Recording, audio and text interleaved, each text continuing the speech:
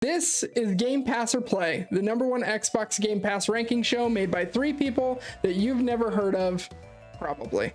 My name's Taylar Allen, and I am joined by Andy Asimakis and Steven Fontana. Game Pass or Play posts every Sunday exclusively on youtube.com/Duel Screens TV. Make sure you subscribe to the channel and click the notification bell so you never miss an episode. If you love what you see and you want to support us even more, feel free to click on our Patreon by going to patreon.com/NDS podcast. Just like our Patreon producers, Colton, the Apprentice Nestler, and FNH Paul. For only $1 a month, you get all kinds of goodies like a bonus show and access to our Patreon exclusive Discord. Now, on to the show.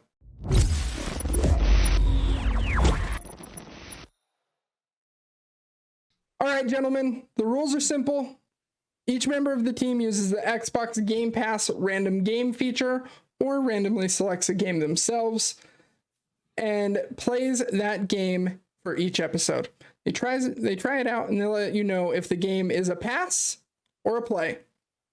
At the end of every episode, we will be ranking our games on a master list via the GG app that you can follow along with at home. The link to our GG list is going to be in the description below. Now, because this is our maiden voyage, this is where we would normally recap the top 10 on our list. We have nothing there now. So, Steven, please give us game number 1. Ooh, very exciting. So first of all, thank you for having us, Taylar. That was a bang up job on the introduction. And I'm very excited to be here for the very first episode. This is the first time we're ever doing this of Game Pass or Play. So I'm very excited. Very first time. Very first time. A long time in the making, but very excited. I chose randomly Bridge Constructor Portal. Developed by Clockstone, published by Head Up Studios, former guest of the show. Of Duel Screens podcast, I should say. It is considered a strategy action sort of game, puzzle game. And if you're familiar with the Bridge Constructor games, you know what this game is all about. It just has the Portal flavor. But for those of you who don't know what the Bridge Constructor games are, I didn't play Bridge Constructor before, but I knew what they were. I had been familiar with them. They are a physics-based puzzle game where you are trying to get vehicles from one point to the other by constructing bridges for them. And it's very similar to this kinds of stuff you might have built in high school if you were taking a physics class, where you're basically just using sticks and string to kind of guide these little bridges along a path. And I'm not a puzzle game guy. I'm not one to really like puzzle games, but the thing that kind of makes this game more intriguing to me, it was the Portal aspect of it, because we know Portal is full of charm. It's very funny. It's a very unique universe that Portal really has going for it. So when I first started playing it, you're hit in the face instantly with the Portal influences. You get that very dry humor. You're basically a test dummy, essentially. You're trying to get these stick figures from point A to point B. The puzzles themselves are, in the very beginning, very rudimentary. It's just build a bridge, make sure it can last, and then boom, you get the guy across the way.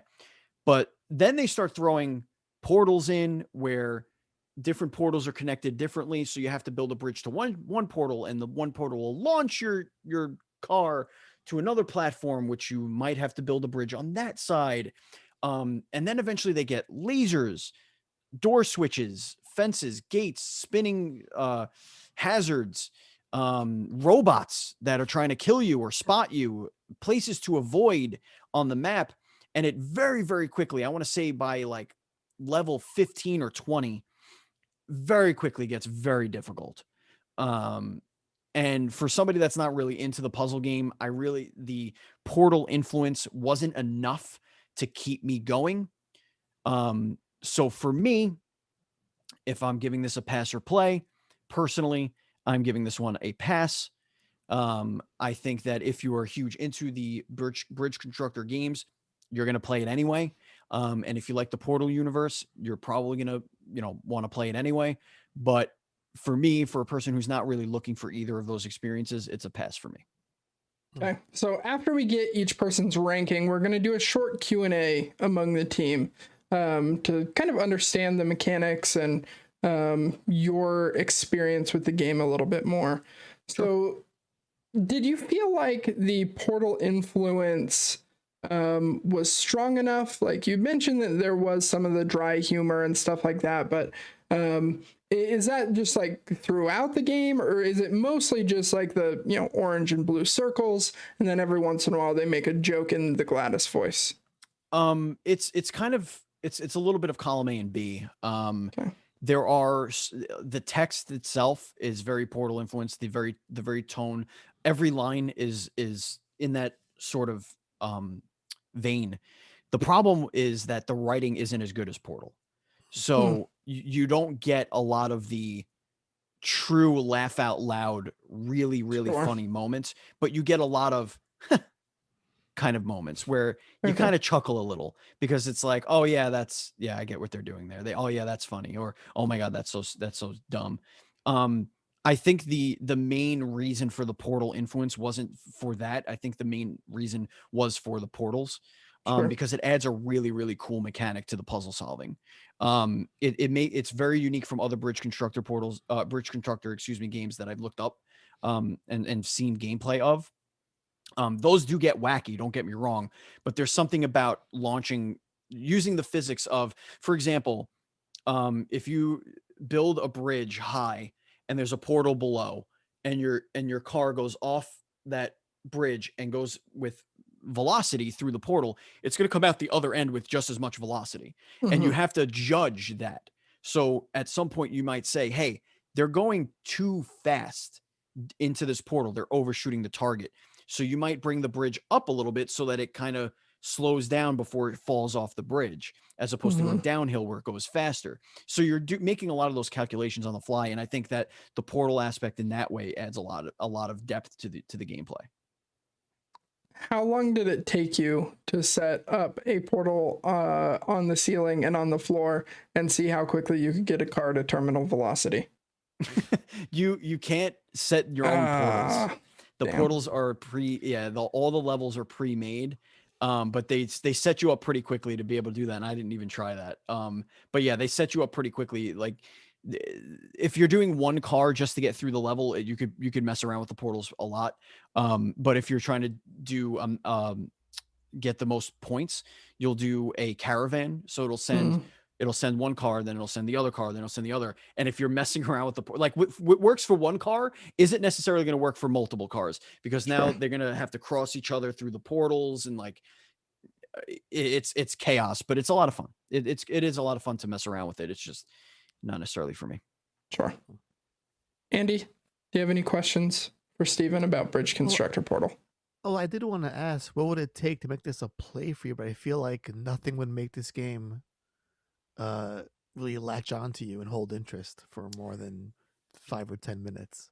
I think having a little bit more freedom as far as where I want to where I want to put a bridge, like they'll give you some nodes that you can use. I wish there was more creativity with the bridges as opposed to making it, this is the way you solve the puzzle. I felt like a lot of the times it was, you're going to put a bridge here because that's where all the nodes are. You're going to put a bridge here because that's where all the nodes are. You just got to figure out what kind of bridge you're going to build, how to make it support the weight.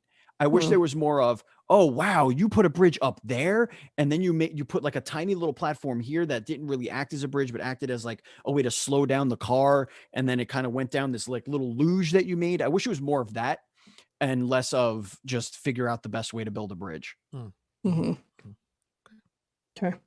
Well, my game, on the other hand, I was very happy with. I played Night in the Woods. This game came out in 2017, February of 2017, developed by Infinite Fall, published by Finji. This is a adventure game, and this game was really cool. Now, I want to start off this saying this is not normally my type of game. I don't typically like I call them story simulators, where your only goal is to kind of experience the story, and they have like very small gameplay hooks to keep you in, right? But I absolutely adored this game.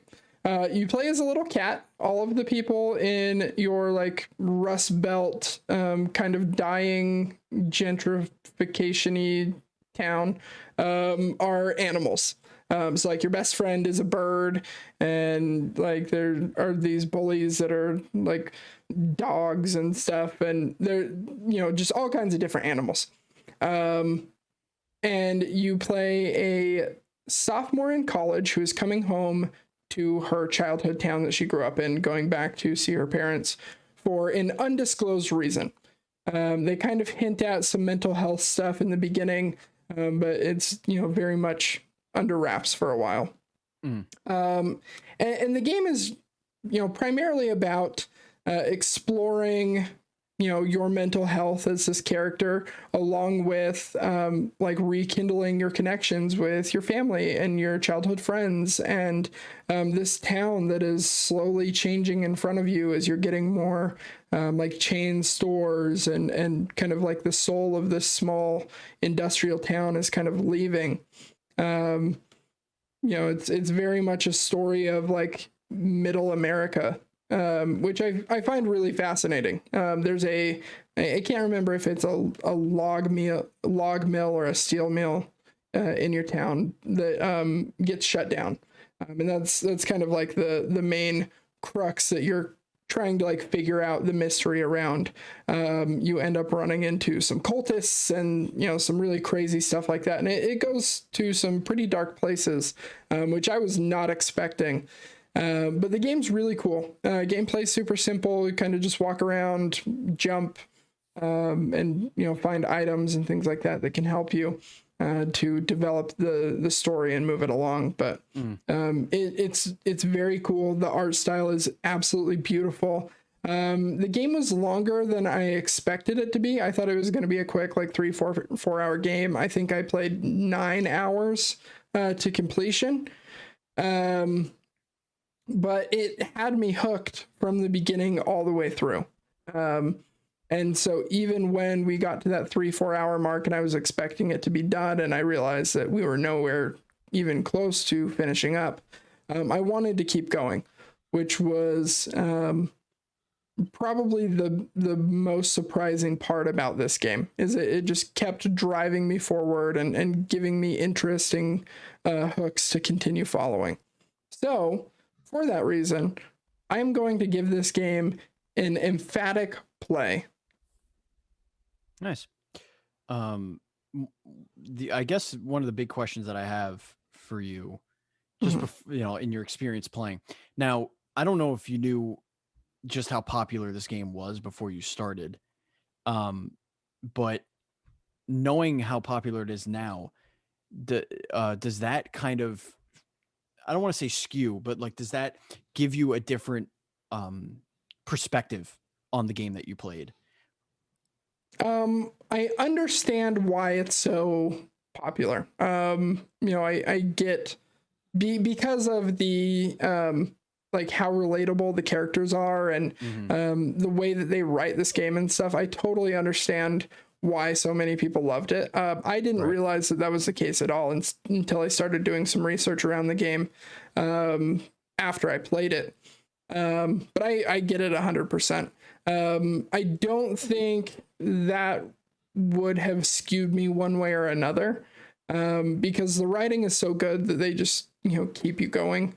And it's super relatable. Like, as someone who is on the younger side of this panel, the way that the protagonist talks is like very similar to how I talked when I was in early college and stuff. And so I could relate with that super well, and just kind of like loved the way that they kind of tied in sarcasm and lame dad jokes and stuff like that. Like, I thought it was really, really well written, which ultimately kept driving me forward.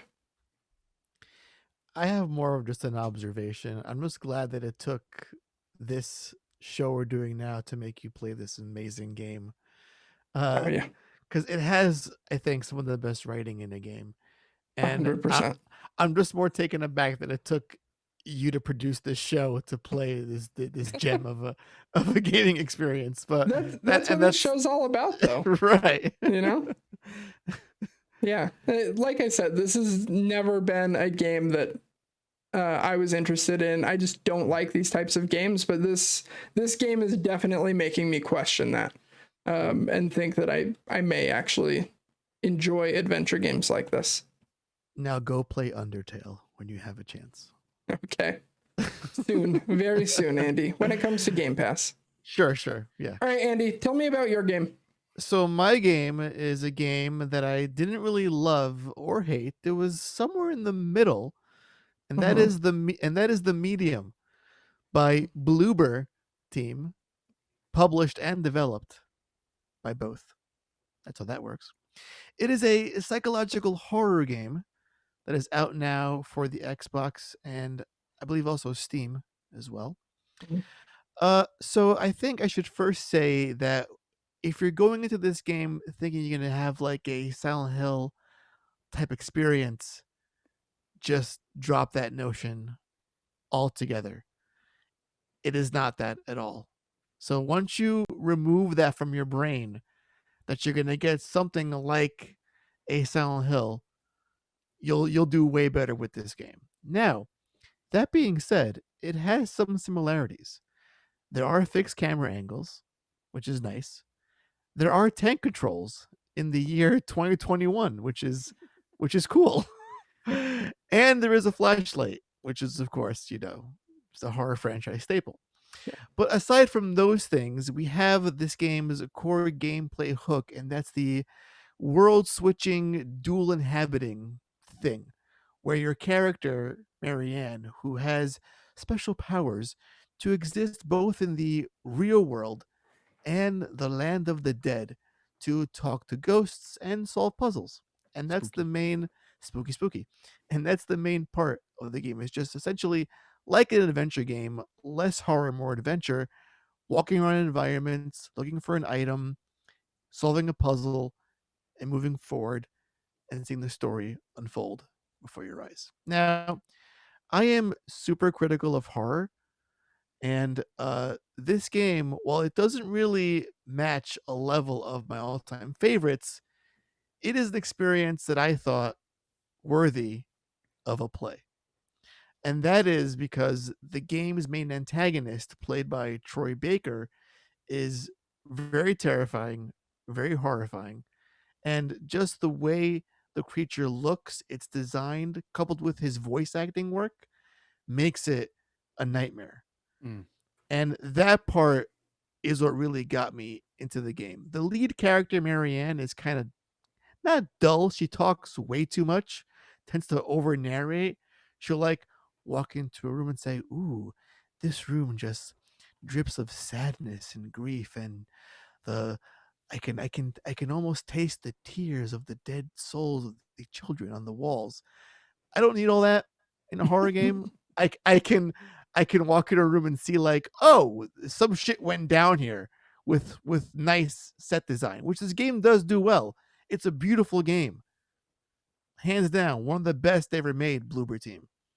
But somehow they can't have that perfect world of great core gameplay and a great world that you can explore. They might get there in their next game. But still, with all those little faults I found throughout the way, it's also a very short game too. It's still a play for me because, it did scratch that horror itch I've been wanting for a long time. So, Andy, I know you were very excited about this game leading up to launch. Yes, for all the wrong reasons, but yes. Yeah. And so when you got this, as it was in pre-download, for this show in particular, I know you were stoked. And it sounds like it kind of came up a little bit short from that. I know some of the things that you love in horror is like the environmental horror, kind of that like eerie feeling, not as much just like the in your face, like jump scares and stuff. Do you feel like they were able to achieve that here? Is the setting like actually creepy, or did you not feel like it was really achieving what they were trying to get? So they don't rely too much on the jump scare, which I detest in horror, if it's, as a crutch to get cheap scares out of your audience. Mm. They do know how to design a world. The spirit world is very well conceived. It has some really like gross imagery too going on. But it lacks something that I've always referred to as a moment in a horror game. It's something that's like sort of off in the background that you walk up to. It's not really something of huge importance, but it stirs something in you that makes you stop and stare for a little bit and wonder, why is this thing here? What's the meaning behind this? Like, what is this thing that I'm looking at? This game didn't have a lot of that, unfortunately. Also, the whole world switching mechanic, it's a little borderline gimmicky because it's not really thought out. It's not fleshed out until, I would say, the very end of the game, which is a bit of a shame. Like they had what to do with it in the 11th hour. Like, you knew what you were doing. Why couldn't you apply that for almost the entire game to make it feel more than just, oh, I can do a world switching thing to unlock a door, then I'll switch back. That's like the bulk of it throughout most of the game. And Marianne is, again, she's just a terrible character. I don't like her at all. But still, I still found things to love here. A lot to love.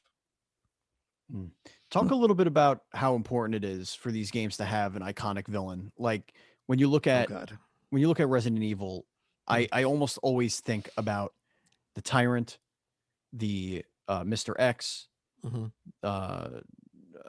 Nemesis. I'm blanking on the one that was in 4. Oh wait, no, that wasn't 4. Was 4 the crazy chainsaw guy, or was that 5? I think that might have been 5. 4 was with the sack on his head. That was part 4. Yeah. Okay. Chainsaw Yeah, those guys were scary as hell. But like you look at those moments and those villains that are chasing you throughout the whole game, and it's what I remember about those games. It just is. It's the parts that I remember, and I think 7 does that so well because you get 4 of them essentially. Throughout the game. Talk a little bit about how this villain, without spoiling anything, how this villain is present in the actual gameplay. Well, to answer your first bit, it's very make or break for a horror game. It hinges on how strong is the villain chasing you. It's, look at a Freddy or a Jason or, those characters, or even in games, Scissor Man or Pyramid Head. It's like those games, like their success is it's those characters will make it so memorable. And if those fall short, why am I still playing the game? So up until a certain point in the beginning, I was like, all right, I understand this world. I see what Marianne's powers are. I get it.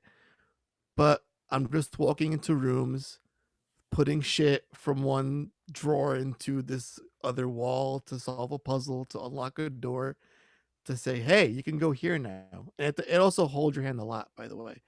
But then when the villain appears, Troy Baker's character, it's this monstrous design. And there's a chase sequence early on. And you're seeing the camera work of this sequence. That's when the game is telling you you're here to stay. You're locked in now because of moments like this.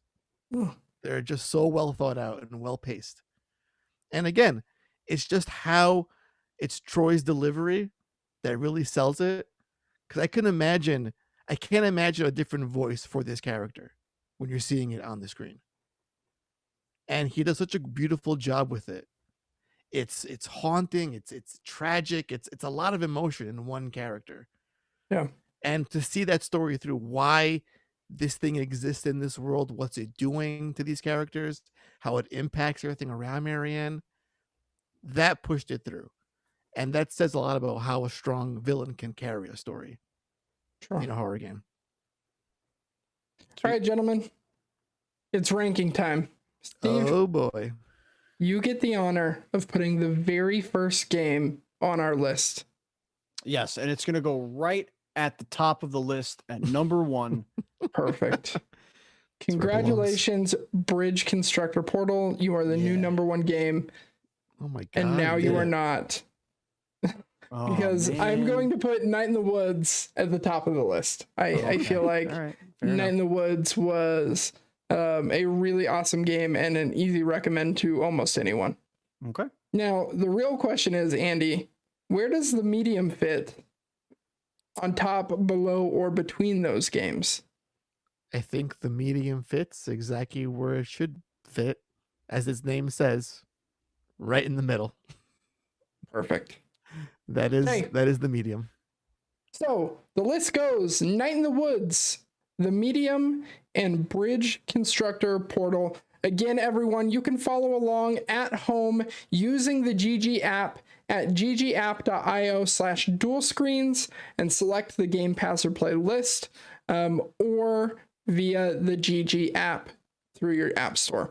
Where would you rank the games that we played this week? Do you think Steve's an idiot and Bridge Constructor Portal should be at number 1? Do you think Andy is spot on with his ranking of the medium? Make sure you comment below and let us know what you think of the games that we played. Leave a thumbs up if you agree and a thumbs down if you think we should do better. You can find us all on Twitter and Twitch. For both, my name is @It'sPurger. Steve on Twitter is @Batchild, and on Twitch, on Twitch @Batchild, and on Twitter @Batchild27. You can find Andy, of course, on Twitter @PantsGuy. If you want to see more content coming from Dual Screens, make sure you follow the main account on Twitter @Dual_Screens and on Twitch @Dual Screens Streams. From all of us here at the Dual Screens team, we remind you to please be excellent to each other.